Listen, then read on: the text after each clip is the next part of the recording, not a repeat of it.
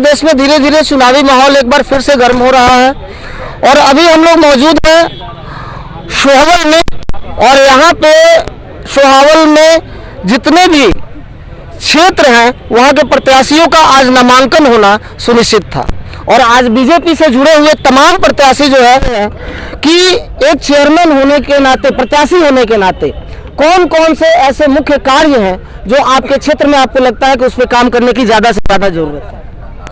हमारे भरतकुंड भदरसा नवसृजित नगर पंचायत में जो गांव जोड़े गए हैं उनमें टाउन एरिया जैसी व्यवस्थाएं हैं नहीं हैं, चाहे जल निकासी हो, जल प्रबंधन हो, बिजली व्यवस्था हो, नाली हो, खड़ंजा हो, इन सारी व्यवस्थाओं पे पुरजोर कोशिश करके जिस तरीके से हमारी डबल इंजन की सरकार है और भरपूर विकास का कार्य किया जा रहा है, किसी भी मोड़ पर हमारी सरकार, चाहे योगी जी की सरकार हो, चाहे भारत सरकार हो, कमज़ोर नहीं दिख रही है। सबका विश्वास, सबका विकास, सबका प्रयास लेके चल रही है।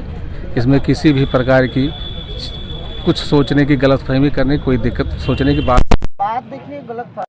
बात यह है कि जब भी आज के समय में चुनाव का मौसम आता है तो खासकर बीजेपी जो है वो दो मुद्दों पे जल्दी खड़ा होती है। पहला राम मंदिर, दूसरा धारा 370। किसान की सम्मान निधि आ रही है, सबको एक जैसा अनाज मिल रहा है, चाहे छोटा हो चाहे बड़ा। वो अनाज मोदी जी योगी जी आके नहीं देते हैं ना, देने वाले आप लोग हैं, क्षेत्रीय लेवल पे आप लोग हैं, तो मोदी जी और योगी जी से हटके क्षेत्रीय मुद्दों पे ही बात किया जाए। अरे भाई बजट कौन दे रहा है?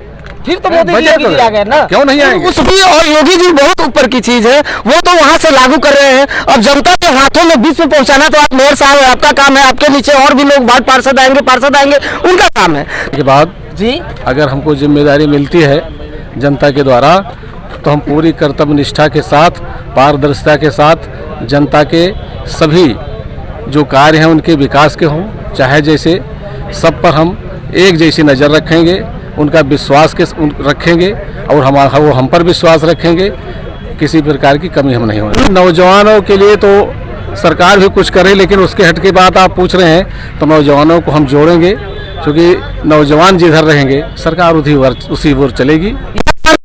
एक बात बताइए, आप जिस क्षेत्र से, क्या आपके यहाँ बढ़िया सा प्लेग्राउंड है? नहीं, प्लेग्राउंड नहीं है। तो ये प्लेग्राउंड बनाया जाएगा हाँ। नौजवानों के लिए। फिर हम करें हाँ। आपसे बात पूछिएगा, आपको बनता हुआ नजर आएगा।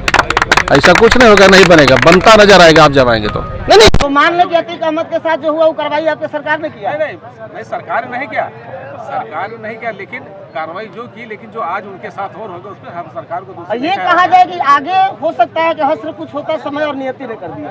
हाँ, उनकी नीति ने कर दिया, आपने नहीं किया ना? नहीं, नीति ने कर दिया, जो जैसा करता है वैसा बनता है। और आगे क्या सोचते हैं? और ये समझिए जो जाती रही भावना जैसी, प्रभु मुहूर्त देखी दिन जैसी।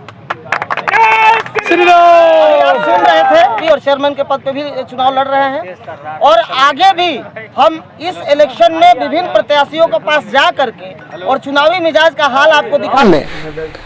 सोहावल में नामांकन की तारीख थी और आज नामांकन दाखिल किया, बहुत सारे प्रत्याशियों ने आज नामांकन दाखिल किया और उसी में से एक प्रत्याशी हमारे सामने अनुपम पाठक जी हैं और ये बेगम अख्तर वार्ड नंबर 3 से वार्ड पार्षद की प्रत्याशी हैं। आइए हम सबसे पहले इनसे बात करते हैं।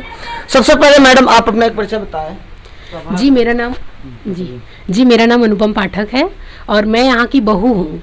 अच्छा। तो मैं ये चाहती हूँ कि अपने बहू बेटियों के लिए मैं संदेश देना चाहती हूँ कि जैसे आज मैंने बहुत साहस जुटाया, बहुत हिम्मत की, तब आज हम यहाँ खड़े हुए हैं और हम सबसे पहले अपने भारत के यशस्वी प्रधानमंत्री माननीय नरेंद्र मोदी जी को और माननीय योगी जी को बधाई देते हैं और उनका बहुत बहुत धन्यवाद देते हैं उनको कि आज उन्होंने मुझे बीजेपी से टिकट दिया है।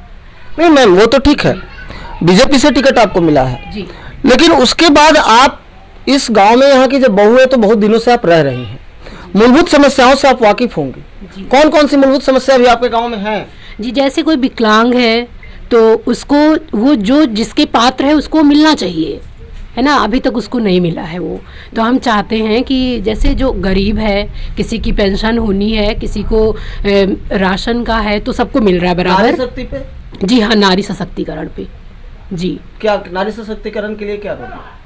जी हम ये चाहेंगे कि हमारे यहाँ की बहन, बेटियाँ, माताएं और युवा पीढ़ी, जैसे कि हम युवा हैं तो हम युवाओं को भी संदेश देना चाहेंगे कि युवा पीढ़ी भी बढ़ चढ़ करके हिस्सा ले और इससे नेता नगरी से भागे मत, बल्कि उसको समझे कि हमारे यहाँ किस चीज़ की समस्या है। और अगर हमारा युवा नहीं समझेगा तो फिर अब कौन समझेगा।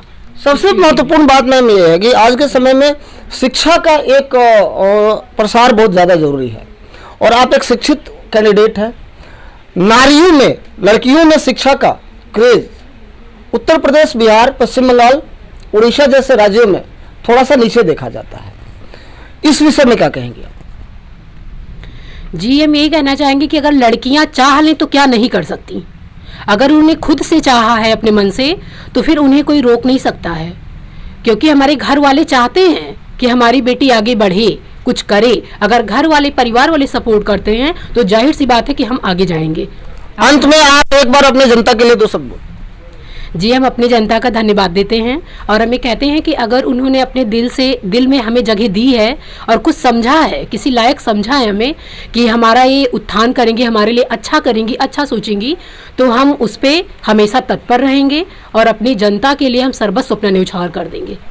जैसा कि आप देख रहे हैं, ये हमारे सामने अनुपम पाठक जी थे और इन्होंने अपने चुनावी एजेंडे को बखूबी अपने साथ रखा। इन्होंने सीधा बताया कि वो नारी सशक्तिकरण पे जो विकलांग लोग हैं, गांव के बाकी जो बुजुर्ग हैं जिनके पेंशन वगैरह में परेशानी है, ब्लॉक स्तर पर जिनको समस्याएं फेस करनी पड़ती है, उनके आवाज़ों को ये पूरे जोर शोर से ऊपर उठाने के बाध्यता के तहत इन्होंने जनता के प्रति भी अपनी जिम्मेदारियों का पूरा एहसास कराया है। जनता को इन्होंने बताया है कि हमारा जो सोच है और अगला एजेंडा है वो क्या हो सकता है।